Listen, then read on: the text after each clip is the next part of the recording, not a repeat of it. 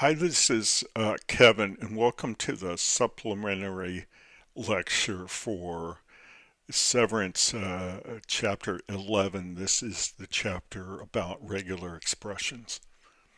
And I really like the chapter, and I really like the point of view, the examples, and all that kind of stuff. It turns out that there are three kind of facts of life about regular expressions in Python that are not covered in the chapter that I need you to know about before you go on and you begin to use them. Okay? So I'm going to create a program here, and this is just for the purpose of this lecture. This isn't one that I'm going to distribute. And I'm going to call it regular expressions demo. Okay? All right. So let's start with a docstring. Okay? Demonstrate regular expression features not covered in Severance Chapter 11. Okay, and now we need to import RE. All right, and we need two blank lines. We're going to define a main, right? And let's put a pass in here for now and have a call to main. There you go. We're all done. Okay, so here's what we're going to do. In one of the tutorial programs, I go looking through a file for phone numbers. Okay, so I'm just going to take a little bit of a subset of that information in that that problem, and I'm going to here what I'm going to do is I'm going to have you imagine that we're reading a file a line at a time, for line and in file. Okay, and we've got a line in which we have the text. My telephone number is 555-555-1212 with that kind of typical format we use for phone numbers in the US. Okay, and now what we're going to do is we're going to use an RE find all to try to extract the number from that line. Okay, and here we go. So we're doing an re.findAll, and let's get rid of that R there. Okay, and then we've got a regular expression in a regular old Python string, 3 digits, a hyphen, 3 digits, a hyphen, 4 digits, and then we've got a comma, then we've got the variable line. Okay, now we have us yellow or brown or whatever it is, squiggly underlined. This says that we have a warning, but let's not worry about that yet. Okay, let's bring up one more line of code. If this worked, then any telephone numbers that we found in line are going to be placed in a list called telephone numbers. And then let's just print that list. Okay, so we're going to do a print of telephone numbers. Okay, and let's give it a test. And there you go. We found it. That's great. Okay, so this regular expression pattern was pretty straightforward. Okay, and it worked as expected. What wasn't expected was the warning.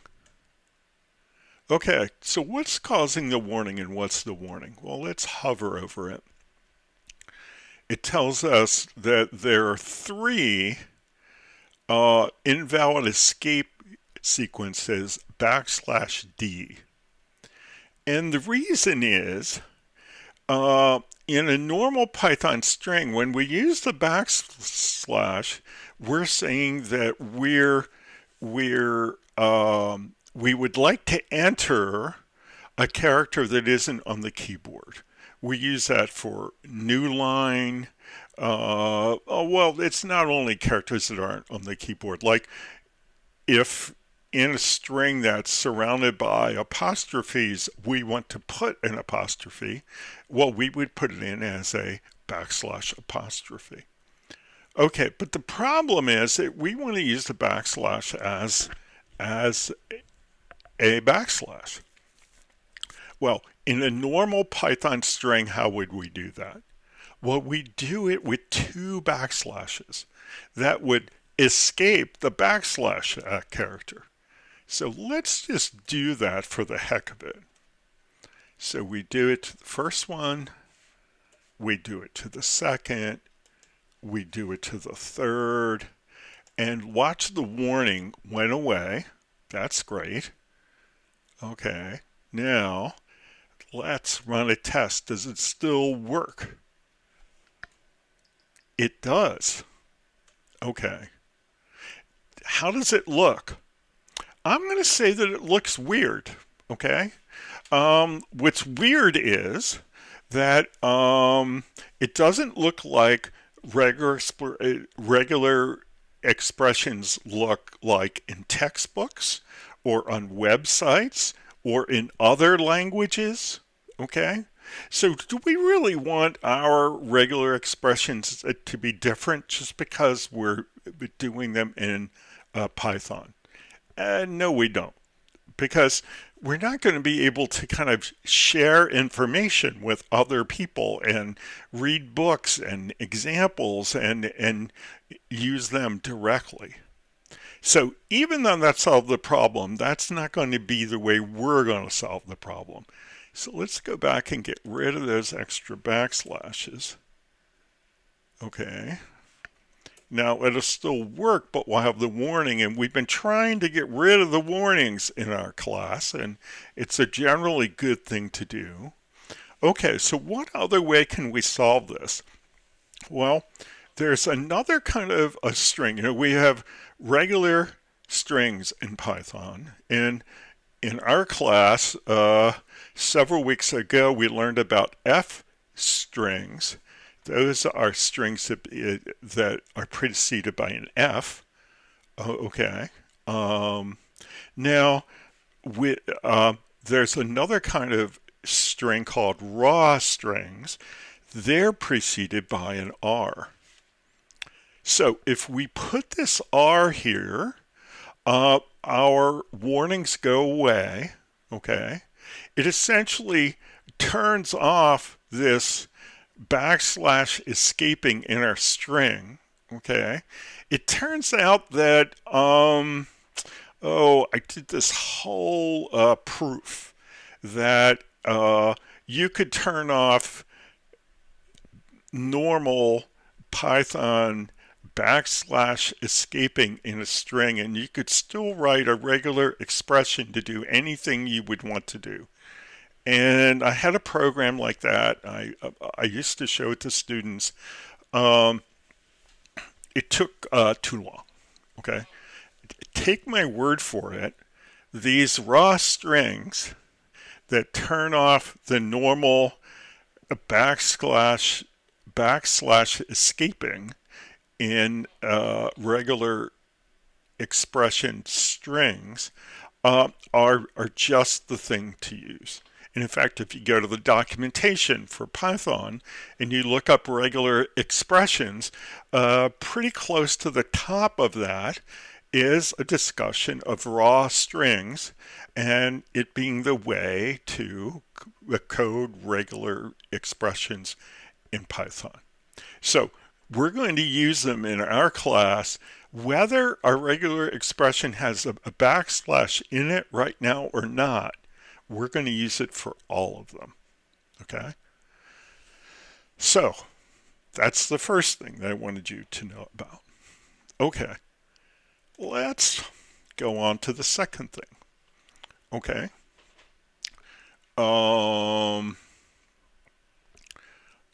Let's do this.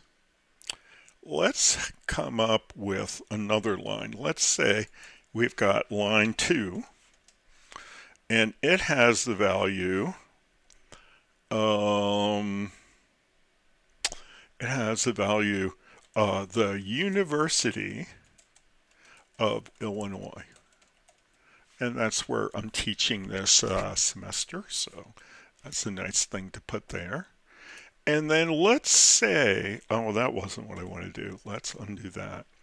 Let's say that what we want to do is we want to search for the word university. Okay? And we're going to do it with the function RE search. Okay, so there are two functions, search and match, and they essentially work the same way.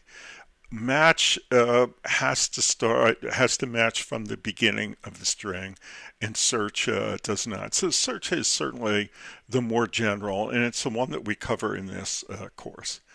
So we're calling search, and we're passing the string that we're looking for, university.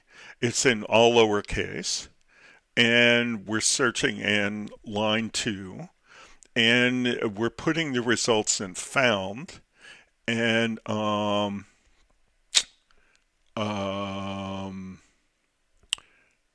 sorry, we're the results of the call to search are coming to found. Okay, and then let's do this. You'll probably remember that we can test found as a Boolean.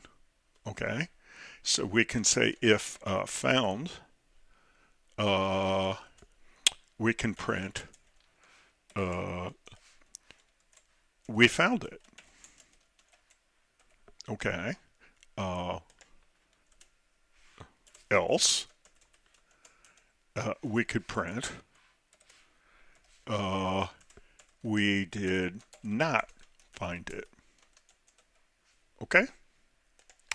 Okay. So right now, because of the mismatch of the capitalization for university, I'm expecting this RE search to fail, so I'm expecting to print we did not find it.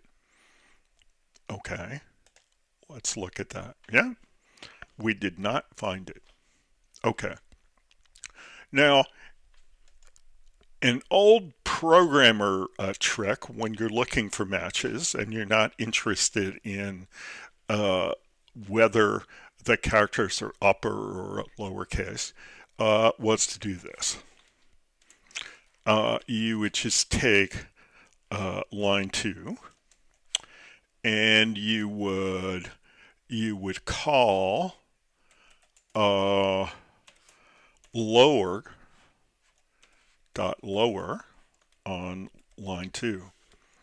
Okay, so we would use the call to the method lower in the string class to shift all the characters to lowercase. Okay, and then we would try to look for all lowercase. Okay, and then if we use this old programmer trick, we're going to find it. And this says we found it. But there's a better way to do this with the RE package that's, well, it's at least as fast. It might be a little faster. And it's better documentation.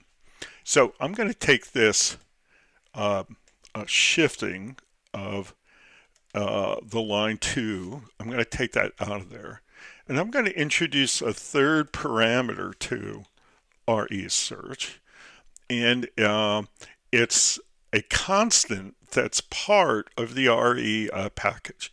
So we can say RE dot, and it's all uppercase ignore case, all one word, RE ignore case. And when we do this, it's going to match without regard to the case of the alphabetic characters. Okay, so then let's run it again, and it's going to say we found it again. So that works just fine. And this, I believe, is the better practice because it's much better documentation that we are that we don't care about the case. So that was item 2, RE ignore case. Now we're going to go on to item 3, okay? In a lot of the Severance chapter, if you look at a lot of the examples where we're using RE search or RE match, you can see that there's a Boolean interpretation of the result that you get back. Okay, and one could think that we're getting back a Boolean. And in fact, in the lecture, I may say incorrectly that we're getting back a Boolean, but we're not. Okay, what we're getting back is a match object. So let's look at what we're getting back. If we found it, let's print the object that we found. Okay, what did we get back? Okay, and then if we didn't find it, let's print what did we get back. So we want to print a copy of whatever we got back in either case, and the type of whatever we got back. Okay, so right now, because this is responding to an if test, okay, you could sort of imagine that we have a Boolean and this is a true, but we don't. We have a match object, and this has a Boolean interpretation of true because it's a populated match object. So let's give it another run. And let's see what we say. So it says we found it. And what do we have when we print what we got back? Well, it's an re.match object. Match is a class in the RE package. And it printed some other information. The span is 4, 14. This is where we found the match within the string. And then the match is university. That's what we matched. And it's possible if you're trying to do some tricky RE searching that you might actually use the match object in order to further inquire about successful searches. And if you read through the documentation of the RE package, you'll see some examples of that. And the class of this thing that we got back is re.match. Okay, it's an instance of the match class from the RE package. Okay, what do we get back if we don't find anything? Okay, well, let's take ignore case out of here, and that's going to get it to fail again. Okay. All right, we've got, and let's give this a run. Okay, and it says we did not find it, so we're down here. When we print what's in the variable found, none. So this is the none object, okay, and the class is none type. Okay, so the reason that the results of calls to RE search and RE match have a Boolean interpretation is if in fact we have a successful search or match, we get back a a proper populated match object. And when you use that in a Boolean context, it's true. And if in fact we did not have a successful search or match, we get back the none object, and that's always has a Boolean interpretation of false. Okay? So it might seem like RE search and RE match return Booleans, but they don't. Okay, and in fact, if you want to go further, explore how to use a match object, which I haven't done a lot of exploration on personally, well, that might be an interesting thing to do. So, the three things that were not covered in the chapter were raw strings, re.ignore case, and the truth about what kind of objects return when you do an RE search or an RE match. If they succeed, we get a match object, and if they fail, we get none. All right, that's it. I'm going to let you go, and I'll talk to you next time. Bye-bye.